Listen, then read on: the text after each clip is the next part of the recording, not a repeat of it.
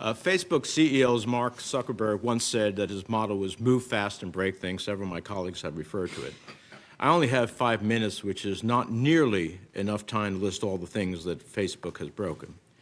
I've highlighted some of the poster behind me, and the underlying theme here, this is a company that does not think through the consequences of its actions. And with nearly 2.4 billion active users, when Facebook breaks something, it has serious consequences. So I've been listening in and out between the meetings I've had in my office, some of your testimony, Mr. Marcus, and basically the theme of your response to many of my colleagues, particularly on data privacy, is trust us. Well, trust is something you earn, and Facebook certainly hasn't earned it. So it's not enough to say that you will keep the Libra data separate. I'd like to know how exactly will you keep Libra data separate from your social media data? Senator, thank you for your question. I want to also say that in the case of Libra, we're most definitely not moving fast. And I want to reiterate my commitment that we will not move to launch or to offer Libra as a currency or on Facebook's platform before. Just answer my question right now. How specifically are you going to keep the data separate?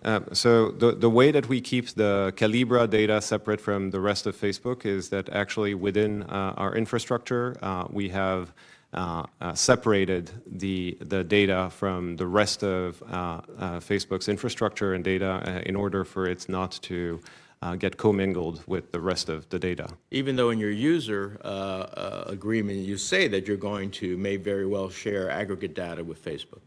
Aggregate data that we may use on the Calibra wallet side, non-identifiable data to understand. But that's the beginning of opening up the door. Let me ask you this. If there is a commingling of data, purposeful or not, can you commit to this committee and the public that you will notify users and the proper authorities within 48 hours? Senator, I commit that we will naturally notify users that would have been affected by this, but first and foremost, we want to make sure that it never happens. I know, but if it happens, I'm saying whether purposeful or not, things seem to happen at Facebook. Will you commit to notify both the users and the public within 48 hours of your finding of it? Senator, I commit that we will inform users and the public if such thing happen within a reasonable time frame. Okay. So that could mean a whole bunch of things. Let me ask you this. I have been the author and architect of many of the sanctions regimes we have leveled against rogue regimes, Iran, Venezuela, Cuba, to mention some. Many of us are concerned about how those countries and how criminals can use Libra to evade U.S. sanctions or money laundering laws. Last year, the Treasury Department for the first time identified and published digital currency addresses associated with 2 Iranian-based individuals who helped exchange Bitcoin for Iranian cyber criminals that used ransomware to extort millions of U.S. dollars from over 200 victims.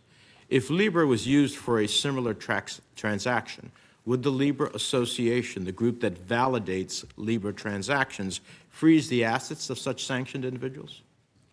Senator, first, I really want to stress the fact that if we don't lead, others will.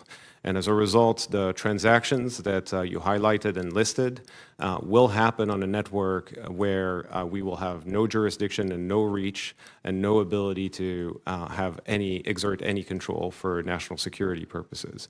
As far as Libra is concerned, naturally, because Libra, despite the fact that it will be headquartered, will be registered with FinCEN, will collaborate, will have an AML program, and will ensure that on and off ramps are properly regulated. And as a result, those types of activities should be extremely hard. But my core question is, having that individual identified to you, the type I just described, would you freeze the assets of such a sanctioned individual under your system?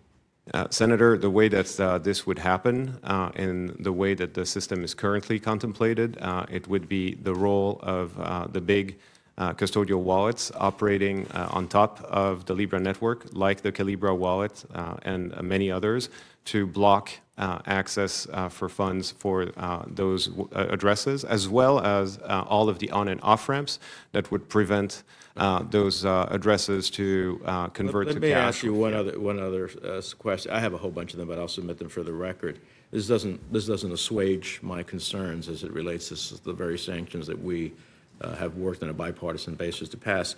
So would the Libra Association, what would they do if U.S. regulators wanted to enforce sanctions on certain individuals but other global regulators did not? How would the association determine which set of rules to comply with? Senator, that's a really good question, and one that we're in active discussions with a number of regulators, including Treasury.